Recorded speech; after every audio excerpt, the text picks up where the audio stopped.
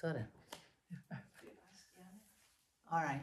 I stiller jer i nærheden af væggen, og så stiller jeg op på et ben, og lige sætter en finger ind på væggen. Og så starter jeg med at spænde i det ben, I skal op og stå på. Så spænd i musklerne, og lad det andet ben hænge løst. Yay. Tag den anden arm ud til siden, og så overvej, om I kan stå uden at have fat i væggen. Og så begynd at flytte det der ben i forskellige retninger, langsomt og sikkert, sådan så den der væg er lige i nærheden, så I ikke føler, at det er farligt. Men at I godt kan give den lidt gas i forskellige retninger. Også ind imod væggen og ud og væk fra væggen. Ja. Og så bytter I bare side og vender rundt til den anden side over på det andet ben.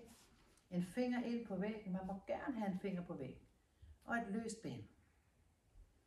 I den ene. Spænd lige det ben, du står på. Spænd i benet. Det giver en bedre balance. Sådan, ja. Ja, man må gerne lige op og røre en fod en gang. Og røre den om bagved.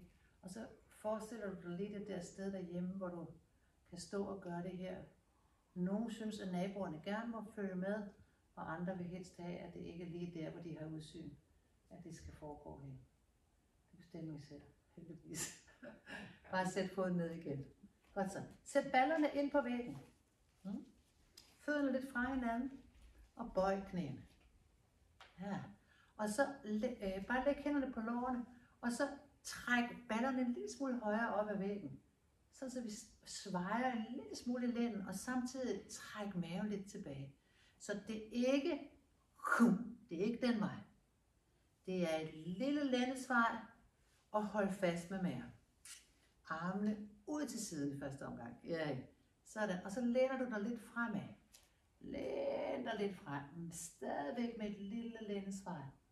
Ja, og så spænder du benene og kigger lige frem med tommelfingeren opad. Sådan. Og ja, træk hagen lidt ind. That's it. Den vej. Super. Og træk vejret. Ja. Og prøv at lægge dig en lille smule længere frem. Lidt mere belastning. Ja. Og tag armene ned og stræk benene. Så armene ud til siden er mindre belastende end armene op over hovedet. Vi laver en variation med armene op over hovedet, så mærk lige efter, hvad der føles rigtigt. Starter bare med at tage armene op. Spænd lidt i benene, bøj knæene. Læn dig lidt frem, og så list enden en lille smule højere op. Så der er lidt lændesvej. Tommelfingeren vender opad. Og så find den dybe, rolige vejrtrækning. Træk det øverste af maven lidt tilbage. Bøj lidt mere ned i knæene. Læn dig en lille smule længere frem og prøv at strække armen. Det her belaster ryggen. Vi vil gerne belaste. Vi vil gerne lægge vægt på. Prøv at kigge en lille smule frem. Sådan, ja, det er lige præcis. Og stille og roligt, kom hele vejen op. Hvordan er det med armene op? Er det okay? Det ser ud som om, det kan I godt holde til. Er det ikke rigtigt? Alright. Sæt venstre fod ind imod væggen. Sådan så ydersiden af foden er parallel med væggen. Ind mod fodlisten. Venstre fod ind mod væggen. Sådan, ja. Og træd højre fod et stykke tilbage. Sådan. Yay. Og så træk højre hæl en lille smule tilbage. Sådan så foden er lidt på skrå. Ja, that's it. Og du står simpelthen op ad væggen, og så bøjer du venstre ben. Bøjer venstre ben. Sådan, ja. Super. Og bare mærk, at det koster noget i venstre lår at stå her. Yes. Kan I mærke, at låret arbejder? Bøj lidt mere. Der er det. Godt så. Og så bare tage armene op i skulderhøjde, så er det helt almindelig kreatur. Jeps. Skuldrene er så tæt på væggen, som du har brug for. Ja, man må gerne være helt oppe. Super. Og så tager du bare armene ned og strækker benene. Og så drejer vi bare fra hælen. Du drejer den ene fod og drejer den anden fod, så nu er højre fod, der er tættest på fodlisten. Og bøjer højre knæ. Ja. Og tænk dig knæet lige frem over foden. Pas på, det vil gerne til venstre. Se om du kan pege lige frem. Hey. Jeres rygge ser super god ud. Tag armene op i skulderhøjde. Der er en lille lændesvej hos jer alle sammen. Hvor er det sejt. Bøj lidt mere ned i det forreste knæ. Bøj lidt mere. Det er jeg. Og bare mærk, det belaster inde i toppen af låret.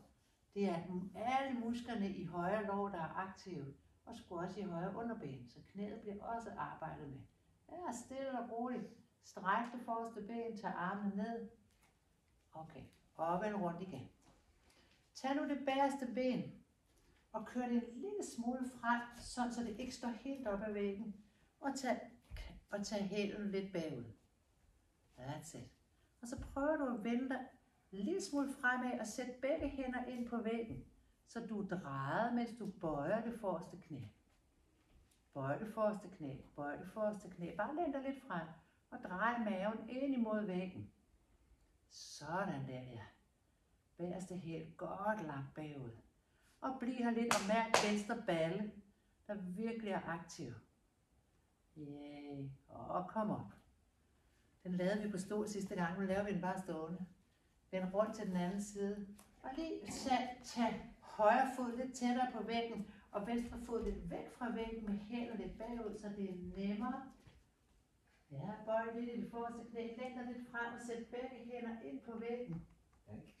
Det er så godt, det er så godt. Bøj så det forreste knæ. Ja, og det højre hofte, det kan simpelthen ikke smutte ud, fordi du står så tæt på væggen. Så det er så godt. Bøj det forreste knæ, og mærk, at du drejer i ryggen. Og prøv at trække hele maven ind imod måtten. Ja, lige præcis. Læg dig lidt frem, Esme. Bøj det forreste knæ. Super. Og kom hele vejen op. I like this. Så tager I stolene og sætter midt på måtten.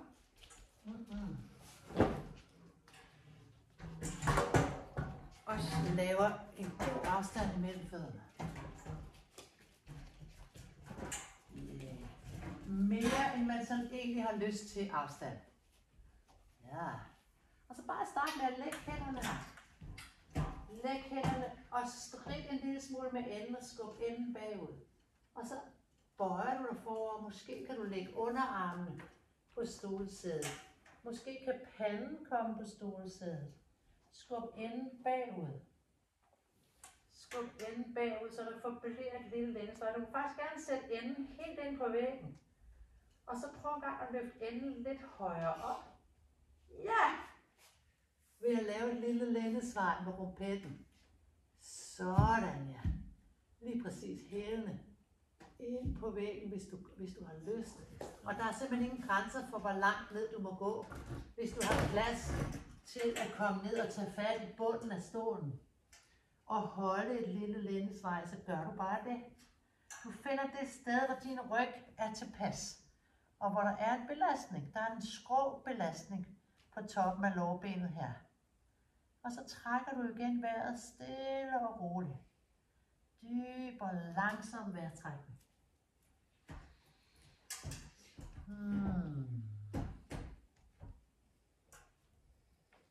Og det er ikke en præstationsøvelse. Det er bare en øvelse i at lave et stræk på bagsiden og holde ryggen lang og let. Ja, stille og roligt kravl op. Kravl op, kravl op, kravl op, kravl op. Samle fødderne. Sæt igen nogle af benene ind på måtten. Og så sæt en fod op.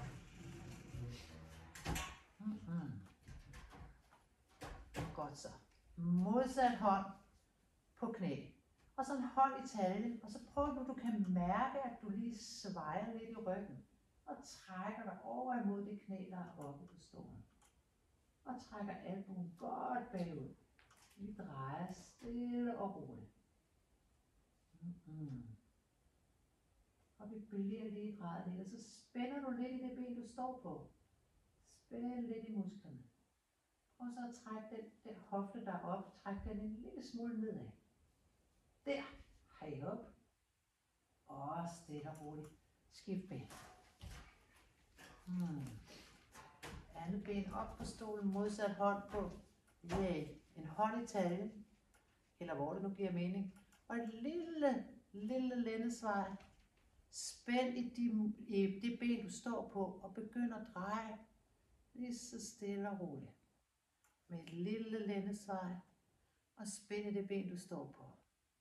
Og så prøver du at sænke den hofte, der er oppe. Bare en anelse. Jeg mærker, at strækket føles helt anderledes i kroppen. Yeah.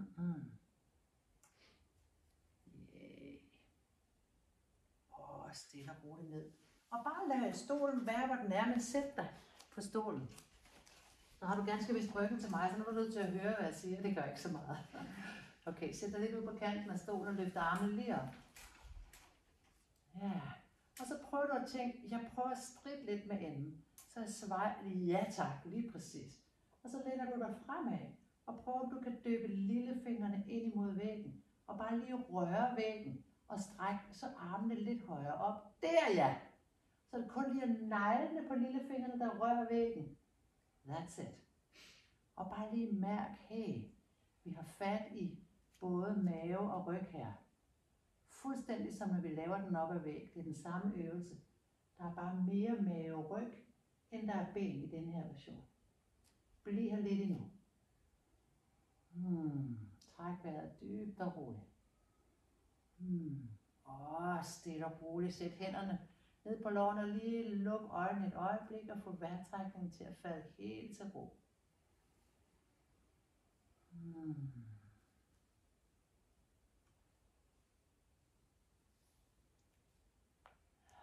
Så samler du fødderne, samler knæ og tager højre hånd over på venstre knæ og løfter rygsøjlen og sætter venstre hånd om bagved.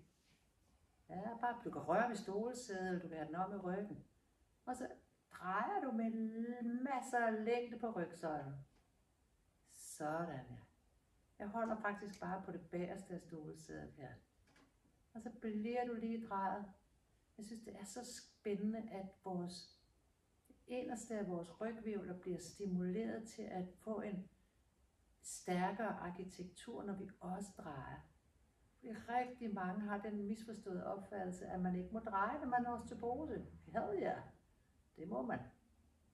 Stille og roligt til den anden side. Venstre hånd på ydersiden af højre knæ, højre hånd op bagved, og så vend med ret. Løft rygsøjlen først. Find det lille, forsigtige lændesvar. Og stille og roligt drej rygsøjlen herfra. Prøv at lægge mærke til, hvad folk siger, når I snakker osteoporose. Læg mærke til, hvor mange af udtalelserne, der ligesom handler om frygt. Frygt for alt muligt. Det er desværre det, der er mest af. Det er lidt noget skidt. Gør den ondt til den side der? Nej, det var jeg vist ikke, hvor jeg skulle. Nej, prøv en gang at stikke den, prøv at se her. Stik den herind og få fat i siden. Så kan man lige tage fat der. Kan du mærke det? Ja. Sådan der. Og kom til midten. Og bare fordi den ikke var med på nogen af videoerne, så tager jeg lige og lægger venstre ankel over på højre ben. Så får jeg lige den her med. Eller højre på venstre, det kommer så ikke så nøje. Så prøv du kan finde længde på rygsøjlen igen og læn dig bare en lille smule frem, uden at runde i det nederste af ryggen. Læg håndrod mod hæl og skub hælen ind i håndroden. Og mærk, hvordan det arbejder inde i hoften.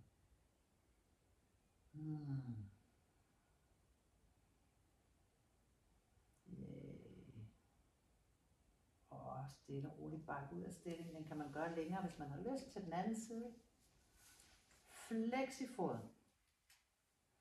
Læn dig lidt frem med et lille lændesvej. Håndrod på hæl, med fingrene peger samme vej som tæerne. Og så skubber du, træder du hælen ind i håndroden, mens du skubber maven en lille smule fremad og løfter rygsøjlen. Sådan, ja, lige præcis. Yay. Super. Og giv slip. Yay. Godt så. Vi mangler kun én øvelse. Har I regnet ud, hvad der er for en?